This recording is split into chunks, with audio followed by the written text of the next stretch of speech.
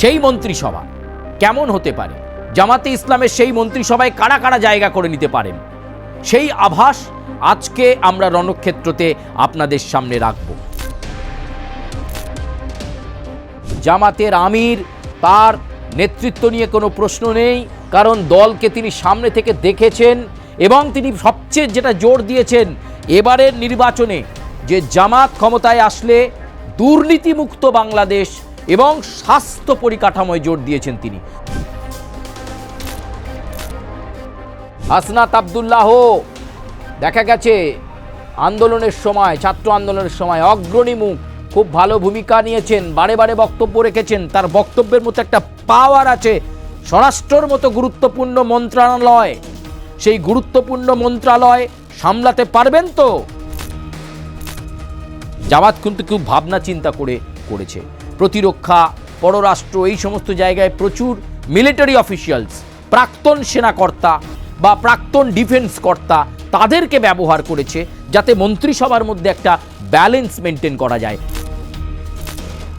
জামাতের মন্ত্রিসভায় সম্ভাব্য মন্ত্রী হতে চলেছেন আর কটা দিনের অপেক্ষা। 12ই ফেব্রুয়ারি নির্বাচন হয়ে গেলেই বাংলাদেশের নির্বাচিত সরকার, নির্বাচিত প্রধানমন্ত্রী, মন্ত্রীরা আবার বাংলাদেশ তাহলে কি আগের ছন্দে?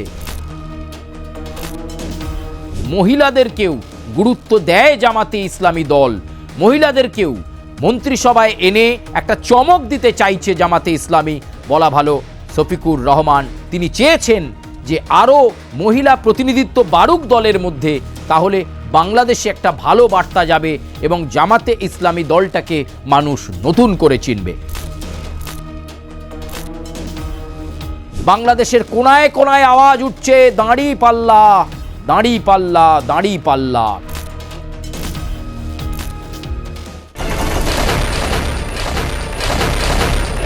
নমস্কার, আমি সুচারু, আর আজকের রণক্ষেত্রতে আপনাদেরকে স্বাগত জানাই। আর আজকের রণক্ষেত্রেও আবার আমরা সেই বাংলাদেশ নিয়েই আলোচনা করব, কারণ হাতে তো আর মাত্র কয়েকটা ঘন্টা, তারপরই ত্রয়োদশ জাতীয় সংসদ নির্বাচনে বাংলাদেশের আপামর জনতা ভোট দেবেন, বেছে নেবেন তাদের প্রধানমন্ত্রী, বেছে নেবেন তাদের স্থায়ী সরকার। অন্তর্বর্তী বা তত্ত্বাবধায়ক সরকার যেভাবে চলছিল, বাংলাদেশের মানুষ খুশি হতে পারছিলেন না। ডক্টর ইউনূস ছিলেন অন্তর্বর্তী সরকারের প্রধান উপদেষ্টা। নির্বাচন ঘোষণার পর ডক্টর ইউনূসের ওপর একটা চ্যালেঞ্জ ছিল যে এই যে বাংলাদেশের নির্বাচন হতে চলেছে, সেই বাংলাদেশের নির্বাচন অর্থাৎ 12ই ফেব্রুয়ারির ত্রয়োদশ জাতীয় সংসদ নির্বাচন সুষ্ঠু, অবাধ, শান্তিপূর্ণ করা এবং সেটাকে নিশ্চিত করা যাতে সর্বস্তরের মানুষ নির্ভয়ে, নিশ্চিন্তে বুথমুখী হয় এবং তারা তাদের ভোট দিতে পারে, তাদের পছন্দের প্রার্থী, তাদের পছন্দের দলকে তারা যাতে ভোট দিতে পারে এবং বাংলাদেশে অচলাবস্থা কেটে গিয়ে যাতে অর্থনৈতিকভাবে বাংলাদেশ স্বাবলম্বী হয়, যাতে বস্ত্রশিল্প মাথা তুলে দাঁড়ায়, যাতে বন্দর বাণিজ্য একটা অন্য রূপ নেয় এবং অবশ্যই এশিয়ার ভূ রাজনীতিতে বাংলাদেশ যাতে আবার আগের মতো জায়গায় ফিরে যায়, গুরুত্বপূর্ণ জায়গায় ফিরে যায়, সেটাই কিন্তু এই নির্বাচনের গুরুত্বপূর্ণ লক্ষ্য।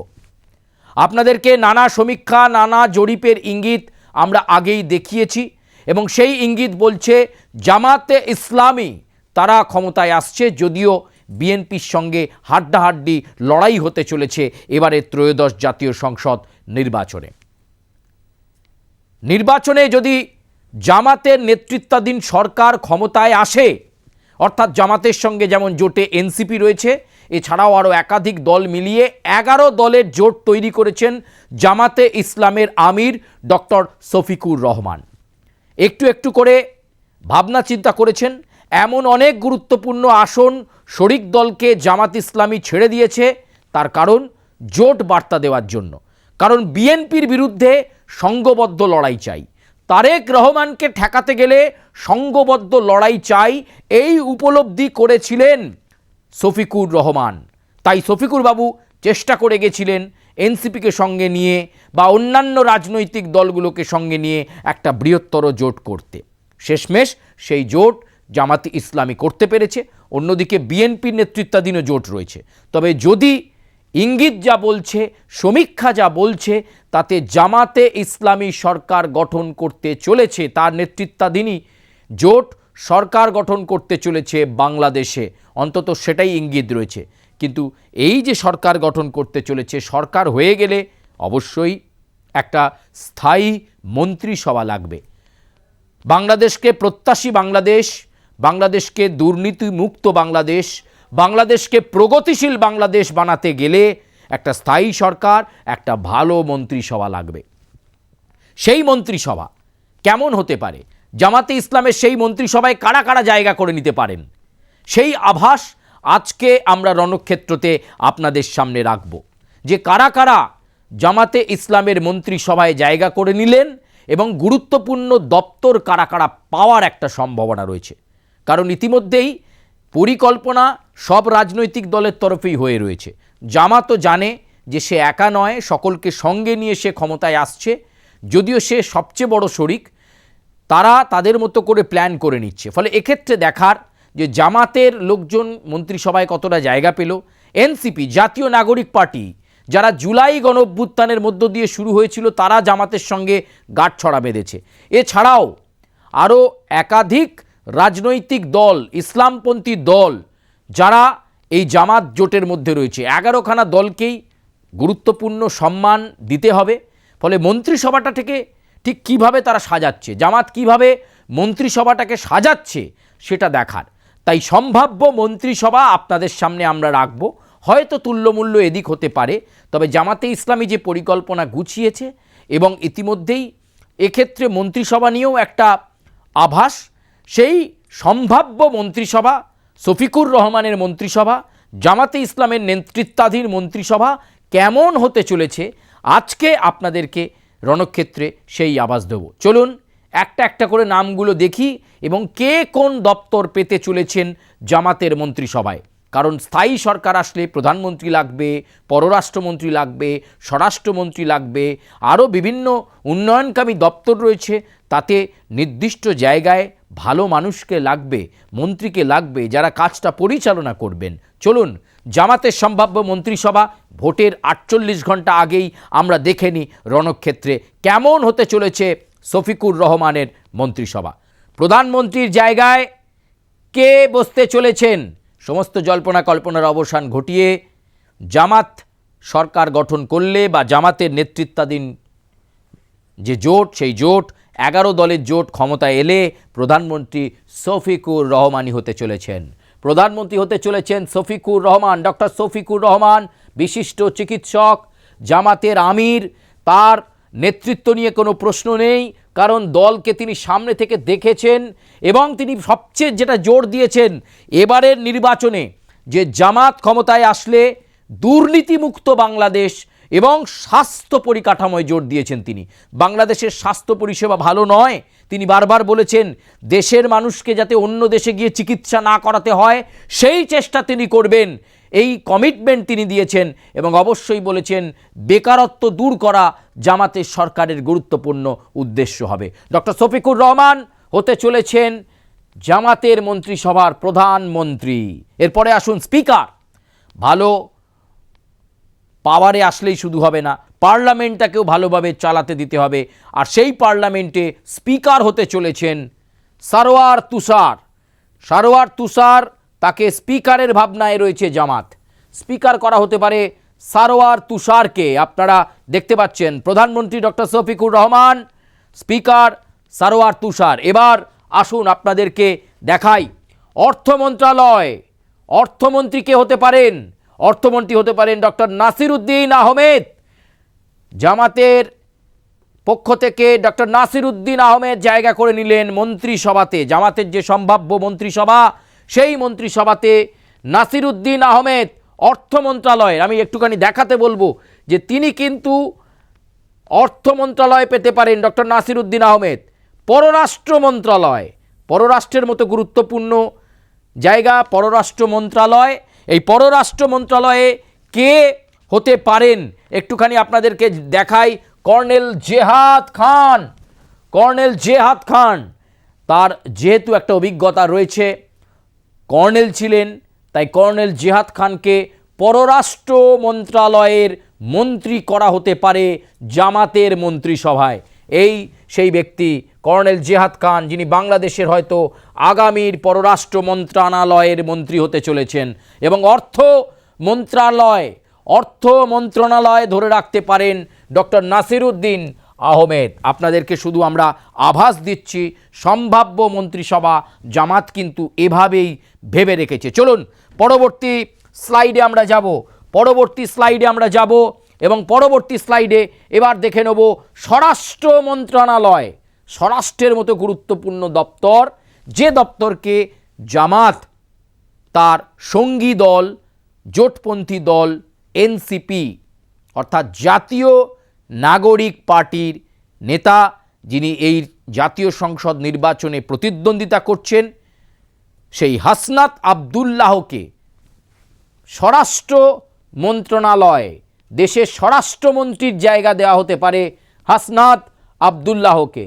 হাসনাত আবদুল্লাহ দেখা গেছে আন্দোলনের সময়, ছাত্র আন্দোলনের সময় অগ্রণী মুখ, খুব ভালো ভূমিকা নিয়েছেন, বারে বারে বক্তব্য রেখেছেন, তার বক্তব্যের মতো একটা পাওয়ার আছে।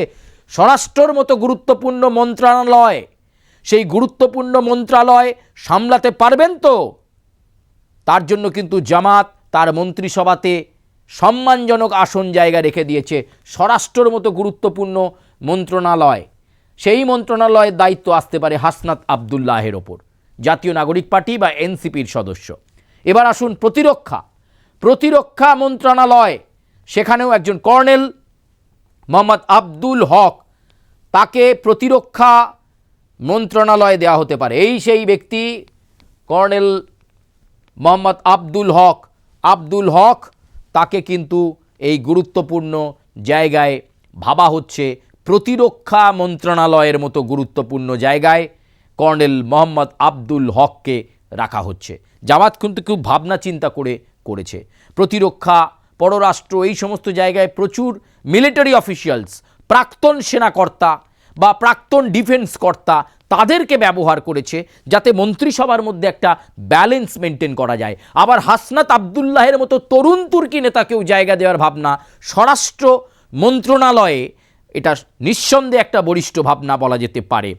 এবার আমরা দেখব পরবর্তী দিকটা আমরা একটুখানি নজর রাখব। আইনের মতো গুরুত্বপূর্ণ বিষয়, আইন, বিচার, সংসদ বিষয়ক মন্ত্রণালয়, আইন, বিচার, সংসদ বিষয়ক মন্ত্রণালয়ের মন্ত্রী করা হতে পারে আইনজীবী শিশির মনিরকে। দেখুন, আমি আগেই বলছিলাম জামাত ইসলামের মধ্যে কিন্তু প্রচুর শিক্ষিত লোক রয়েছেন। জামাতে ইসলামীর মধ্যে প্রচুর শিক্ষিত, বিদগ্ধ, গুণী মানুষ রয়েছেন, যাদেরকে কিন্তু ডক্টর শফিকুর রহমান এবং তার দল মন্ত্রিসভায় আনার ভাবনা ভেবে ডিজাইন করে সম্ভাব্য মন্ত্রিসভা তারা রেডি করে ফেলেছেন। দেখুন, ইনি একজন দুধে আইনজীবী শিশির মনির। এই শিশির মনিরের বাংলাদেশে প্রচুর নাম আছে। সেই শিশির মনিরকে ভাবা হচ্ছে আইন, বিচার ও সংসদ বিষয়ক মন্ত্রণালয়ের দায়িত্ব দেওয়ার জন্য। শিশির মনিরই যোগ্য বলে মনে করছে জামাতে ইসলামী। এরপর চলে যাব আবার শরিক দলের তরুণ তুর্কি নেতা, বাংলাদেশে এ যাবৎকালে জুলাই গণ অভ্যুত্থান থেকে শুরু করে এই যাবৎকালে অত্যন্ত ভালো বক্তা, লড়াকু নেতা এবং অল্প বয়স্ক বলে বাংলাদেশের তরুণ তুর্কি প্রজন্ম বা জেন জিয়ের কাছে অত্যন্ত পছন্দের সেই নাহিদ ইসলামকেও কিন্তু জামাতে ইসলামী তাদের সম্ভাব্য মন্ত্রিসভায় রেখেছে। নাহিদ ইসলামের জন্য গুরুত্বপূর্ণ দপ্তর, যে সে দপ্তর নয়, একেবারে গুরুত্বপূর্ণ দপ্তর জনপ্রশাসন মন্ত্রণালয় দেওয়া হচ্ছে নাহিদ ইসলামকে। জামাতে ইসলামের সরকার ক্ষমতায় আসলে নাহিদ ইসলাম ঢুকে পড়বেন মন্ত্রিসভায় এবং সেখানে জনপ্রশাসন মন্ত্রণালয়, সেই জায়গায় দায়িত্ব পাবেন নাহিদ ইসলাম। জামাতের সম্ভাব্য মন্ত্রিসভার রিপোর্ট আপনাদের সামনে আমরা রাখছি যে কাদেরকে সম্ভাব্য মন্ত্রিসভাতে রাখা হতে পারে। আবার দেখুন পরবর্তী বিষয়টা চলে এলো, আবার আমরা একটুখানি রাখবো যে আর কারা জামাতের মন্ত্রিসভায় সম্ভাব্য মন্ত্রী হতে চলেছেন। আর কটা দিনের অপেক্ষা, 12ই ফেব্রুয়ারি নির্বাচন হয়ে গেলেই বাংলাদেশের নির্বাচিত সরকার, নির্বাচিত প্রধানমন্ত্রী, মন্ত্রীরা আবার বাংলাদেশ তাহলে কি আগের ছন্দে? কৃষি কৃষির মতো গুরুত্বপূর্ণ দপ্তর চলে যাচ্ছে আখতার হোসেনের হাতে। ভালো সংগঠক, কৃষক সম্প্রদায়ের মানুষের সঙ্গে তার একটা নিবিড় যোগ রয়েছে, সেটাকে মাথায় রেখেই কৃষি মন্ত্রণালয়ে দেওয়া হচ্ছে আখতার হোসেনকে। এবার আসুন খাদ্য মন্ত্রণালয় পেতে চলেছেন মোহাম্মদ সেলিম উদ্দিন। তাকে কিন্তু খাদ্য মন্ত্রণালয়, খাদ্যের মতো গুরুত্বপূর্ণ দপ্তর এই সেলিম উদ্দিনকে দেওয়া হচ্ছে। সব জায়গায় একটা ব্যালেন্স মেনটেন করা, কোথাও আইনজীবী, কোথাও অধ্যাপক, কোথাও ব্যারিস্টার, কোথাও তরুণ তুর্কি ভালো ছাত্র নেতা, সবাইকে নিয়ে কিন্তু জামাত একটা মিশ্র সম্ভাব্য মন্ত্রিসভা প্রস্তুত করে রেখেছে। শুধু জয় সময়ের অপেক্ষা, এটাই বলছেন ডক্টর শফিকুর রহমান। বাংলাদেশের কোনায় কোনায় আওয়াজ উঠছে দাঁড়িপাল্লা, খেলা জমে গেছে। চলুন এবার আরেকটু মন্ত্রিসভার দিকে চোখ রাখি। শিক্ষা মন্ত্রণালয়, এই শিক্ষাতে অত্যন্ত শিক্ষিত মানুষ বাংলাদেশের ফুয়াদ আবদুল্লাহ, তাকে শিক্ষা মন্ত্রণালয়ের মন্ত্রী করা হবে। শিক্ষা মন্ত্রণালয়ে এরপর আপনাদেরকে নজরের কথা বলবো, জামাতের এই মন্ত্রিসভায় কিন্তু বেশ কয়েকজন মহিলা মন্ত্রী হিসাবে সুযোগ পাচ্ছেন, শুধুমাত্র পুরুষরা নয়। আমি আগেই বলেছিলাম যে একটা ভারসাম্য বজায় রাখার মন্ত্রিসভা গঠন করা হচ্ছে। তার মধ্যে সবটা না বলতে পারলেও এই মুহূর্তে যে আভাস বা ইঙ্গিত আমরা পেয়েছি, প্রাথমিক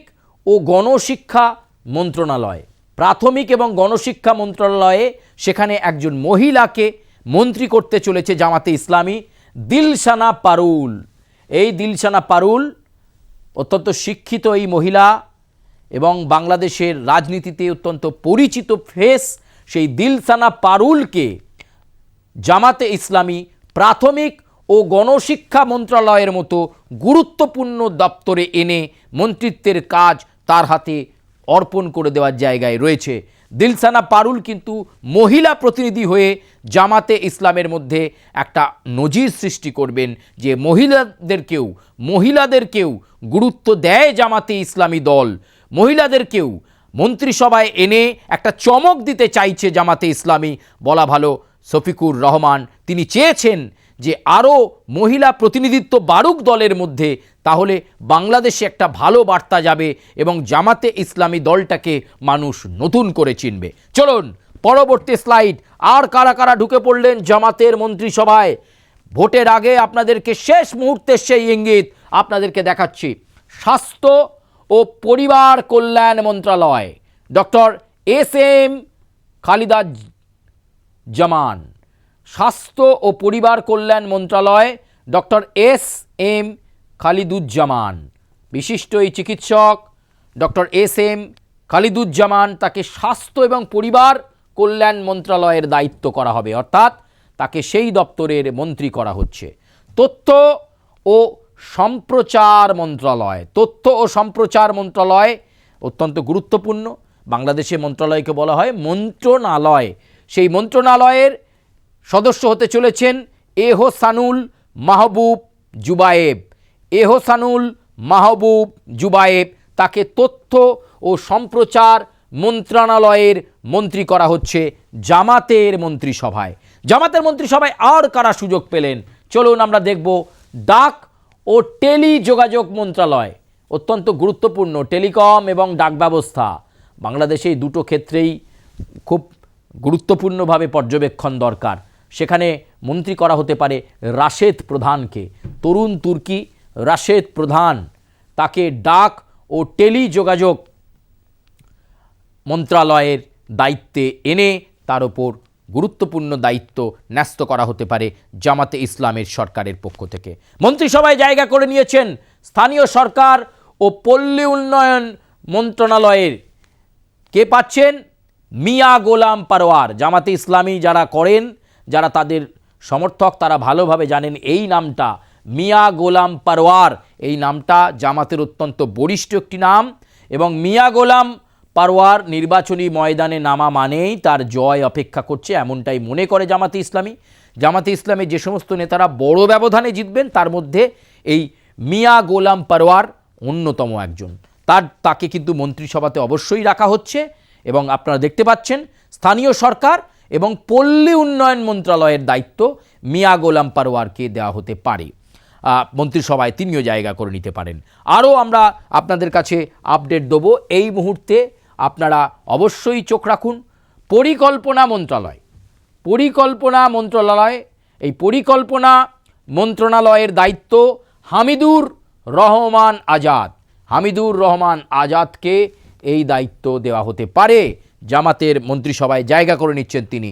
শিল্পের মতো গুরুত্বপূর্ণ মন্ত্রণালয়, শিল্প মন্ত্রণালয় ডক্টর আহমদ আব্দুল কাদের। দেখতে হবে যে এই তরুণ তুর্কি নেতা তিনি শিল্পের মতো গুরুত্বপূর্ণ দপ্তরের মন্ত্রী হয়ে বাংলাদেশে বস্ত্রশিল্পটাকে পুনরুদ্ধার করতে পারেন কিনা। বস্ত্রশিল্প ধুঁকছে, জিডিপির অবস্থা অত্যন্ত খারাপ, দারিদ্রতা বেড়ে বেড়ে 21% ওপর চলে গেছে। সেটা কতটা নামিয়ে আনতে পারে জামাতে ইসলামের নেতৃত্বাধীন সরকার, সেটা দেখার এই সম্ভাব্য মন্ত্রিসভায় এরকম একজন ইয়াং ফেস যাকে শিল্প মন্ত্রণালয়ের দায়িত্ব দেওয়া হচ্ছে ডক্টর আহমেদ আব্দুল কাদের। এই ডক্টর আহমদ আব্দুল কাদের কতটা মানুষের আকাঙ্ক্ষা প্রত্যাশা পূরণ করতে পারেন এবং বস্ত্রশিল্পটাকে আবার সর্বাগ্রে জনপ্রিয় করতে পারেন কিনা। কারণ বাংলাদেশের বস্ত্র একটা সময় বিভিন্ন দেশের কাছে অত্যন্ত চাহিদা সম্পন্ন বস্ত্র ছিল, ফলে সেই জায়গাটা আবার ফিরিয়ে আনা যায় কিনা সেটা শিল্পেও মন্ত্রণালয়ের দায়িত্ব হিসাবে বুঝে নিতে হবে ডক্টর আহমদ আব্দুল কাদেরকে। চলুন আরও মন্ত্রিসভার দিকে আমরা চোখ রাখব। একেবারে ছ্যাঁকা খাওয়া নেতা, জীবনে অনেক চড়াই উতরাই দেখেছেন, সাংসদ হয়েছেন আগেও, তার অনেক অভিজ্ঞতা রয়েছে। জামাতে ইসলামের অত্যন্ত পুরনো একজন নেতা শাহজাহান চৌধুরী। এই শাহজাহান চৌধুরীর ছবি আপনারা এখানে দেখতে পাচ্ছেন। শাহজাহান চৌধুরী বিদ্যুৎ ও জ্বালানি মন্ত্রণালয়ের দায়িত্ব পেতে চলেছেন, সেই দপ্তরের মন্ত্রী হতে চলেছেন। শাহজাহান চৌধুরীকে জামাত ভুলে যায়নি, তার কারণ তার যে অবদান দলে রয়েছে সেইটাকে মনে রেখেই মন্ত্রিসভায় তাকে কিন্তু জায়গা দেওয়া হবে। আর একজন মহিলার কথা আমি আপনাদেরকে একটু আগেই বলেছিলাম, দিলসানার কথা বলছিলাম। আর একজন মন্ত্রী জামাতের এই সম্ভাব্য মন্ত্রিসভাতে জায়গা করে নিচ্ছেন, একজন মহিলা। পরিবেশ ও জলবায়ু পরিবর্তন মন্ত্রণালয়, পরিবেশের মতো গুরুত্বপূর্ণ দপ্তর, সেখানে মারদিয়া মমতাজ আর একজন মহিলা যিনি জামাতের মন্ত্রিসভায় জায়গা করে নিতে চলেছেন। মারদিয়া মমতাজ, দিলশানার পর মারদিয়া। একটা করে মহিলা প্রতিনিধিত্ব জামাতে বাড়ছে এবং যে ভুল ধারণা মানুষের ছিল যে জামাতের মন্ত্রিসভা মানে সেখানে কোনো মহিলা প্রতিনিধিত্ব থাকবে না, এটা একদম ভুল। শফিকুর রহমান বলেছিলেন, তাদের প্রচার কৌশল বা তাদের নির্বাচনী ইশতেহারে এটা বলা ছিল যে এবার তারা মহিলাদেরও বাড়তি গুরুত্ব দেবে। সে কারণেই কিন্তু মন্ত্রিসভাতে দিলসানার পর জায়গা করে নিচ্ছেন মারদিয়া মমতাজ। আপনারা দেখছেন যে কারা কারা মন্ত্রিসভাতে আসছে, সম্ভাব্য মন্ত্রিসভা কেমন হতে পারে জামাতে ইসলামের, আপনাদেরকে আমরা আভাস দেওয়ার চেষ্টা করছি। এবার আমরা দেব ভূমি মন্ত্রণালয়। ভূমি মন্ত্রণালয়ের দায়িত্ব পাচ্ছেন নাসির উদ্দিন পাটোয়ারি। ভূমি মন্ত্রণালয়ের দায়িত্ব নাসির উদ্দিন পাটোয়ারি তিনি দায়িত্ব পাচ্ছেন। মুক্তিযুদ্ধ বিষয়ক মন্ত্রণালয়, মুক্তিযুদ্ধ বিষয়ক মন্ত্রণালয় দায়িত্ব পাচ্ছেন মুজিবুর রহমান মঞ্জু। মুজিবুর রহমান মঞ্জু যিনি মুক্তিযুদ্ধ বিষয়ক মন্ত্রণালয়ের দায়িত্বে থাকবেন। এবার আপনাদের কাছে আসব আরও গুরুত্বপূর্ণ দপ্তর নিয়ে, যে দপ্তর রয়েছেন সংস্কৃতি বিষয়ক। এই সংস্কৃতি বিষয়ক মন্ত্রণালয় বা সংস্কৃতি বিষয়ক মন্ত্রী করা হতে পারে সার্জিস আলমকে। যেমন হাসনাত জনপ্রিয় এনসিপিতে, যেমনভাবে নাহিদ ইসলাম জনপ্রিয় তরুণ তুর্কি নেতা হিসাবে, এই সার্জিসও কিন্তু তরুণ তুর্কি নেতা হিসাবে সার্জিসের একটা নাম আছে, শিক্ষিত, পরিপাটি এবং তার একটা আশ্চর্য সাংগঠনিক ক্ষমতা আছে। সেই বলেই জামাতে ইসলামী মনে করেছে তার সহযোগী দল হলেও সেই সহযোগী দলকে সম্মান দেওয়া উচিত, আর সেই সম্মান মানেই হচ্ছে মন্ত্রিসভা। সেই মন্ত্রিসভায় জায়গা করে নিচ্ছেন সংস্কৃতি বিষয়ক মন্ত্রণালয়। সার্জিস আলম সংস্কৃতি বিষয়ক মন্ত্রণালয়ের দায়িত্ব, অর্থাৎ বাংলাদেশের সংস্কৃতি মন্ত্রী হওয়ার জায়গায় থাকছেন সার্জিস আলম, সার্জিসকে একটা মন্ত্রী করার পরিকল্পনা কিন্তু ইতিমধ্যেই জামাতে ইসলামের তরফে হয়েছে এবং তার জন্য বাছা হচ্ছে সংস্কৃতি দপ্তরটা, কালচারাল ডিপার্টমেন্ট, কালচারাল অ্যাফেয়ার্স, অত্যন্ত গুরুত্বপূর্ণ ডিপার্টমেন্ট, সার্জিসের জন্য খুব ভালো বলা যেতে পারে। ফলে আপনাদেরকে আগেই বলছিলাম যে ব্যালেন্স শিট মেনটেন করা, কখনো সহযোগী দলকে গুরুত্ব দেওয়া এবং সেই ব্যালেন্স শিট মেনটেন করছেন। এবার আমরা দেখব শ্রম এবং কর্মসংস্থান মন্ত্রণালয়, সেখানে নুরুল ইসলাম বুলবুল, বাংলাদেশের রাজনীতিতে পুরনো মুখ নুরুল ইসলাম বুলবুল, তাকে চেনানোর কিছু নেই, তিনি কিন্তু এবার মন্ত্রিসভায় থাকতে চলেছেন। শ্রম এবং কর্মসংস্থান মন্ত্রণালয়, বস্ত্র ও পাট মন্ত্রণালয়, ডক্টর মাহমুদ হোসেন বকাউল, ডক্টর মাহমুদ হোসেন বকাউল তিনিও মন্ত্রিসভাতে জায়গা করে নিচ্ছেন। বস্ত্র এবং পাটের মতো গুরুত্বপূর্ণ দপ্তর ডক্টর মাহমুদ হোসেন বকাউলকে দেওয়া হবে সম্ভাব্য মন্ত্রিসভায়, তিনিও জায়গা করে নিলেন। ডক্টর মাহমুদ হোসেন বকাউল বস্ত্র ও পাট মন্ত্রণালয়ের দায়িত্ব তিনি পাচ্ছেন। এবার যার কথা বলবো দিলওয়ার হোসেন সাইদি। দিলওয়ার হোসেন সাইদির কথা আপনাদের নিশ্চয়ই মনে আছে। বাংলাদেশে জামাতে ইসলামের রাজনীতিতে দিলওয়ার হোসেন সাইদি, তার অবদান ভুলবার নয়। তার ছেলে এবার নির্বাচনে প্রতিদ্বন্দ্বিতা করছে, অতীতেও নির্বাচনে প্রতিদ্বন্দ্বিতা করেছে, উপজেলায় যে নির্বাচন তাতেও জয়লাভ করেছে, তাকে কিন্তু এবার মন্ত্রিসভায় দেখা যেতে পারে। হ্যাঁ, ঠিক ধরেছেন, আমরা বলছি মাসুদ সাইদির কথা। মাসুদ সাইদি বাংলাদেশের জামাতে ইসলামের রাজনীতিতে অত্যন্ত গুরুত্বপূর্ণ মুখ, বাবার মুখকে একেবারে রেখে চলেছে পুত্র। সড়ক এবং পরিবহন মন্ত্রণালয়, সড়ক এবং পরিবহনের মতো গুরুত্বপূর্ণ মন্ত্রণালয় দেয়া হতে পারে মাসুদ সাইদিকে, অর্থাৎ জামাতের যে মন্ত্রিসভা সেই মন্ত্রিসভায় জায়গা করে নিতে পারেন মাসুদ সাইদি। দিলওয়ার হোসেন সাইদির পুত্র, জামাতের একনিষ্ঠ কর্মী, বহুদিনের নেতা, সাম্প্রতিকতম সময়ে উপজেলা নির্বাচনেও জয়লাভ করেছেন মাসুদ সাইদি, ভালো বক্তা এবং তার হাতে একটা সাংগঠনিক ক্ষমতা আছে, ফলে তাকে মন্ত্রিত্ব দেওয়া প্রয়োজন। সেই কারণেই সড়ক এবং পরিবহন মন্ত্রণালয়ের মতো গুরুত্বপূর্ণ দপ্তরের মন্ত্রী হতে চলেছেন মাসুদ সাইদি। মাসুদ সাইদিকেও মন্ত্রী করা হতে চলেছে। এই 24 থেকে 25 জনের নাম আমরা আপনাদের সামনে রাখলাম, তবে তালিকা আরও বড় আছে, সবটা সম্ভবপর হলো না, কিন্তু জামাতের মন্ত্রিসভা এমনটাই হবে যদি জামাত ক্ষমতায় আসে। জামাতে ইসলাম সেই পরিকল্পনা করে রেখেছে, তাদের সম্ভাব্য মন্ত্রিসভাকে তারা কিভাবে দেখতে চায়। একেবারে শফিকুর রহমান থেকে শুরু করে আপনাদেরকে পরপর আমরা দপ্তর ভাগ করে করে বোঝালাম, দেখানোর চেষ্টা করলাম। আবার বলছি, এটা কিন্তু আভাস যে মন্ত্রিসভা অনেকটা এরকমই হবে। 100% এরকম হবে তা বলছি না, কিন্তু অনেকটাই এরকম হবে এবং জামাত তাদের মতো করে ভাবনা চিন্তা করেছে, সহযোগী দলগুলোর সঙ্গেও কথা বলেছে, কাকে কোন গুরুত্বপূর্ণ দপ্তর সহযোগী দলকে ছাড়া হতে পারে সেই সব আলোচনা করে নিয়েই এই সম্ভাব্য মন্ত্রিসভা। রাত পোহালেই আর একটা দিন হাতে থাকবে এবং তারপরেই বাংলাদেশের মানুষ সকাল থেকে নেমে পড়বেন এবং যে সমীক্ষা বা জরিপ বলছে 90% মানুষ কিন্তু এবার ভয় কাটিয়ে বাংলাদেশের জাতীয় সংসদ নির্বাচনে হাত ভরে ভোট দেবেন।